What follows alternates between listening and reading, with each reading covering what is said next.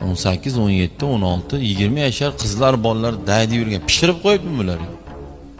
Bir vrach bo'lsa ekan operatsiyadan kelyapman, uchastkovoy bo'lsa ekan ishdan kelyapman, deputat bo'lsa ekan yig'ilishdan kelyapman desa, kim u? Bunnini artalmaydigan bolalar sang'i yuribdi.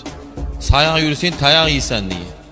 Payg'ambarimiz Shomdan keyin bolalarni ko'chaga chiqarmanglar, chunki shaytonlarning yomonligi kechasi boshlanadi degan. Chunki jinoyat, yomon, xunuk ishlarda juda ko'pi kechasida bo'ladi. Qimorbozlar ham bilsalar kechasi to'planadi, 12 dan to'planib sahargacha o'ynaydi. Yani itdan battar fohishalarni ham ko'ringlar, kunduz topa olmaysiz. Hamma sasib yotadi. Kechasi chiqadi ovga. Och qolgan itga o'xshab turadi. Ikkinchi och qolgan it keladi, olib ketadi.